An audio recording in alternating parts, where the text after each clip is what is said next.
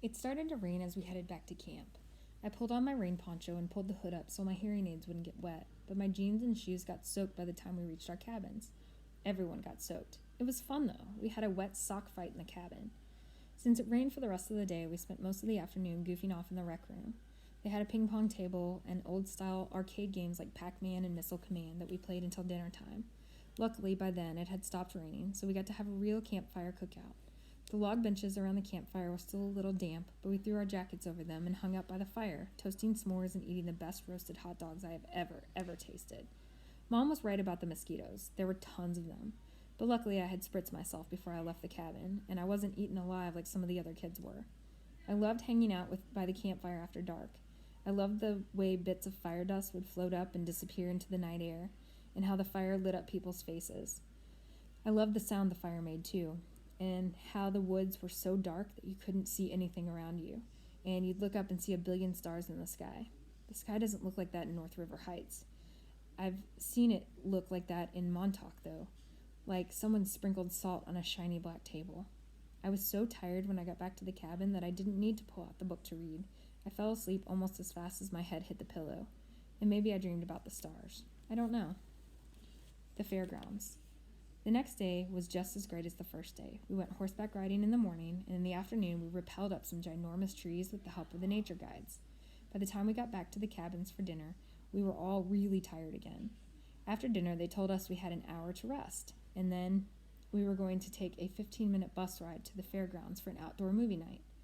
I hadn't had the chance to write a letter to Mom and Dad and Via yet, so I wrote one telling them about all the stuff we did that day and the day before. I pictured myself reading it to them out loud when I got back, since there was just no way the letter would get home before I did. When we got to the fairgrounds, the sun was just starting to set. It was about 7:30. The shadows were really long on the grass, and the clouds were pink and orange. It looked like someone had taken sidewalk chalk and smudged the colors across the sky with their fingers. It's not that I haven't seen nice sunsets before in the city, because I have. Slivers of sunsets between buildings, but I wasn't used to seeing so much sky in every direction. Out here in the fairgrounds, I could understand why ancient people used to think the world was flat and the sky was a dome that closed on top of it. That's what it looked like from the fairgrounds, in the middle of the huge open field. Because we were the first school to arrive, we got to run around the field all we wanted until the teachers told us it was time to lay out our sleeping bags on the ground and get good viewing seats. We unzipped our bags and laid them down like picnic blankets on the grass in front of the giant movie screen in the middle of the field. Then we went to the row of food trucks parked at the edge of the field to load up on snacks and sodas and stuff like that. There were concession stands there too, like at the farmer's market, selling roasted peanuts and cotton candy. And a little farther was a short row of carnival-type stalls, the kind where you can win a stuffed animal if you throw a baseball into the basket. Jack and I both tried, and failed, to win anything, but we heard Amos won a yellow hippo and gave it to Jimena. That was the big gossip that went around, the jock and the brainiac. From the food trucks, you could see the corn stalks in back of the movie screen. They covered about a third of the entire field. The rest of the field was completely surrounded by woods. As the sun sank lower in the sky, the tall trees at the entrance of the woods looked dark blue. By the time the other school buses pulled into the parking lots, we were back in our spots on the sleeping bags, right smack in front of the screen, the best seats in the whole field. Everyone was passing around snacks and having a great time. Me and Jack and Summer and Reed and Maya played Pictionary. We could hear the sounds of the other schools arriving, the loud laughing and talking of kids coming out on the field on both sides of us, but we couldn't really see them. Though the sky was still light, the sun had gone down completely, and everything on the ground had turned deep purple. The clouds were shadows now. We had trouble even seeing the Pictionary cards in front of us. Just then, without any announcement, all the lights at the end of the field went on at once. They were like big, bright stadium lights. I thought of that scene in Close Encounters when the alien ship lands and they're playing that music. Do-do-do-do. Everyone in the field... Yeah, I have no idea if that's the right music. Everyone in the field started applauding and cheering like something great had just happened. Be kind to nature. An announcement came over the huge speakers next to the stadium lights. Welcome, everyone. Welcome to the 23rd Annual Big Movie Night at the Brewerwood Nature Reserve. Welcome teachers and students from MS 342, the William Heath School. A big cheer went up from the left side of the field. Welcome teachers and students from Glover Academy. Another cheer went up, this time from the right side of the field. and welcomed teachers and students from the Beecher Prep School. Our whole group cheered as loudly as we could. We're thrilled to have you here as our guests tonight, and thrilled that the weather is cooperating. In fact, can you believe what a beautiful night this is? Again, everyone whooped and hollered. So, as we prepare the movie, we do ask that you take a few moments to listen to this important announcement. The Broarwood Nature Reserve, as you know, is dedicated to preserving our natural resources and the environment. We ask that you leave no litter behind. Clean up after yourselves, be kind to nature, and it will be kind to you. We ask that you keep that in mind as you walk around the grounds. Do not venture beyond the orange cones at the edges of the fairgrounds. Do not go into the cornfields or the woods. Please keep the free roaming to a minimum. Even if you don't feel like watching the movie, your fellow students may feel otherwise, so please be courteous. No talking, no playing music, no running around. The restrooms are located on the other side of the concession stand. After the movie is over, it will be quite dark, so we ask that all of you stay with your schools as you make your way back to your buses. Teachers, there's usually at least one lost party on Big Movie Night at Broarwood. Don't let it happen to you. Tonight's movie presentation will be The Sound of Music. I immediately started clapping, even though I'd seen it a few times before, because it was Via's favorite movie of all time. But I was surprised that a whole bunch of kids, not from Beecher, booed and hissed and laughed. Someone from the right side of the field even threw a soda can at the screen, which seemed to surprise Mr. Tushman. I saw him stand up and look in the direction of the can thrower, though I knew he couldn't see anything in the dark. The movie started playing right away. The stadium lights dimmed. Maria the nun was standing at the top of the mountain, twirling around and around. It had gotten chilly all of a sudden, so I put on my yellow Montauk hoodie and adjusted the volume on my hearing aids and leaned against my backpack and started watching. The hills are alive. The woods are alive. Somewhere around the boring part, where the guy named Rolf and the oldest daughter are singing You Are 16 Going on 17, Jack nudged me. Dude, I gotta pee, he said. We both got up and kind of hopscotched over the kids who were sitting or lying down on their sleeping bags. Summer waved as we passed, and I waved back. There were lots of kids from the other schools walking around by the food trucks, playing the carnival games, or just hanging out. Of course, there was a huge line for the toilets. Forget this, I'll just find a tree, said Jack. That's gross, Jack. Let's just wait, I answered. But he headed off to the row of trees at the edge of the field, which was past the orange cones that we were specifically told not to pass. And, of course, I followed him. And, of course, we didn't have our flashlights because we forgot to bring them. It was so dark now, we literally couldn't see 10 steps ahead of us as we walked towards the woods. Luckily, the movie gave off some light, so when we saw a flashlight coming towards us out of the woods, we knew immediately that it was Henry, Miles, and Amos. I guess they hadn't wanted to wait in line to use the toilets either. Miles and Henry were still not talking to Jack, but Amos had let go of the war a while ago, and he nodded hello to us as they passed by. Be careful of the bears, shouted Henry, and he and Miles laughed as they walked away. Amos shook his head at us like, don't pay attention to them. Jack and I walked a little farther until we were just inside the woods. Then Jack hunted around for the perfect tree and finally did his business, though it felt like he was taking forever.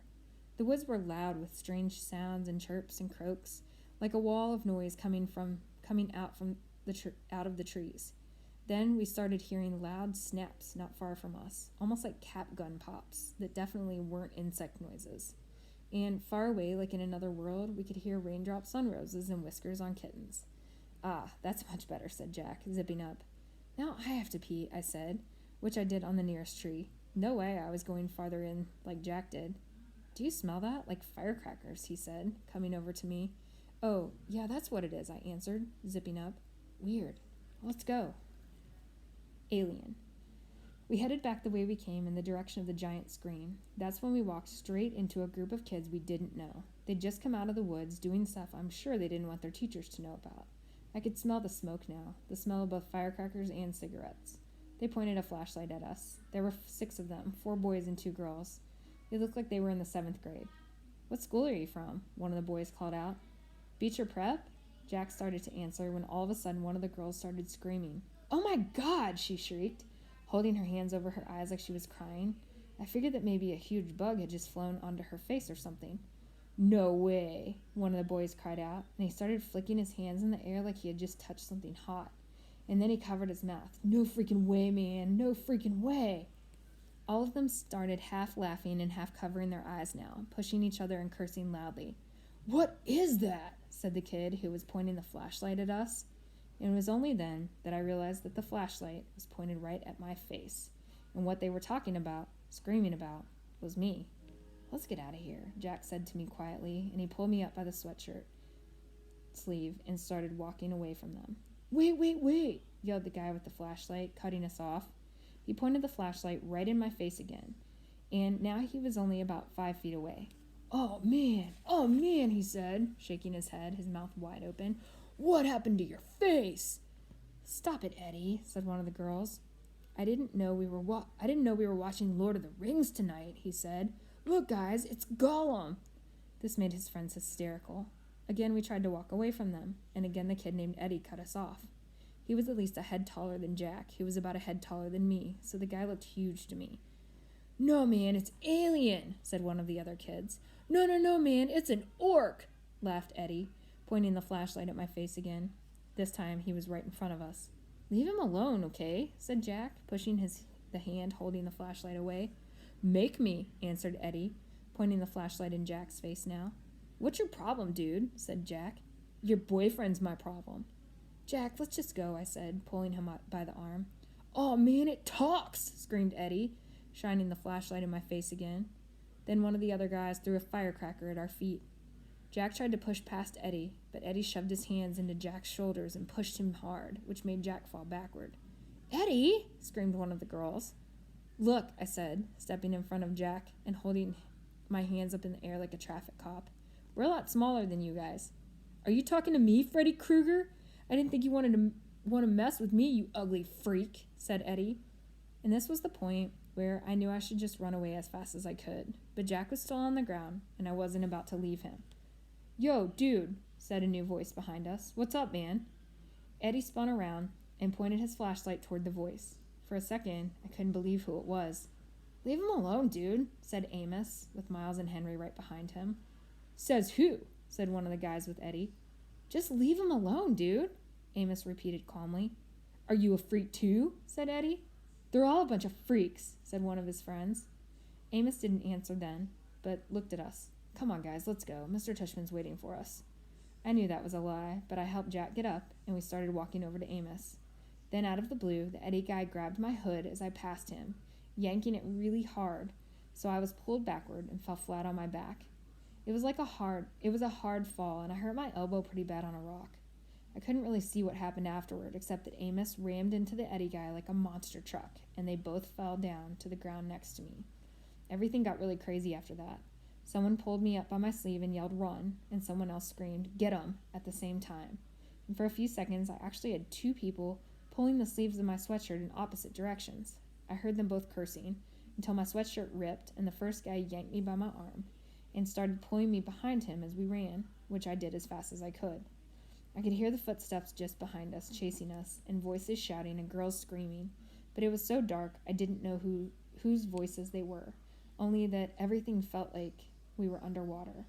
We were running like crazy, and it was pitch black, and whenever I started to slow down, the guy pulling me up by my arm would yell, "Don't stop!" Voices in the dark. Finally, after what seemed like forever of running, someone yelled, "I think we lost him." "Amos?" "I'm right here," said Amos's voice a few feet behind us. "We can't stop," Miles yelled from farther up. "Jack," I yelled. "Whoa," said Jack, "I'm right here." "I can't see a thing." "Are you sure we lost him?" Henry asked, letting go of my arm. That's when I realized that he'd been the one who was pulling me as we ran. "Yeah." "Shh, let's listen." We all got super quiet, listening for footsteps in the dark. All we could hear were the crickets and frogs and our own crazy panting. We were out of breath, stomachs hurting, bodies bent over our knees. "We lost him," said Henry. "Whoa, that was intense. What happened to the flashlight?" "I dropped it." "How did you guys know?" said Jack. "We saw them before.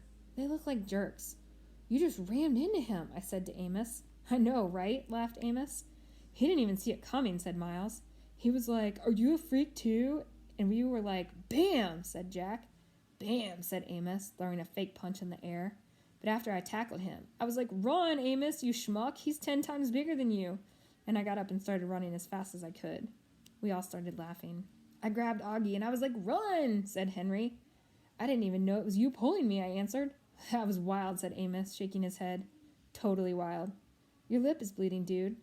"I got in a couple of good punches," answered Amos, wiping his lip. "I I think they were 7th graders. They were huge. Losers, Henry shouted really loudly, but we all shushed him. We listened for a second to make sure no one had heard him. Where the heck are we? Asked Amos. I can't even see the screen. I think we're in the cornfields, answered Henry. Duh, we're in the cornfield, said Miles, pushing a corn stalk at Henry. Okay, I know exactly where we are, said Amos. We have to go back in that direction. That'll take us to the other side of the field. Yo, dudes, said Jack, hand high in the air. That was really cool of you guys to come back for us. Really cool. Thanks. No problem, answered Amos, high-fiving Jack, and then Miles and Henry high-fived him too. Yeah, dudes, thanks, I said, holding my palms up like Jack had just done, though I wasn't sure if they'd high-five me too.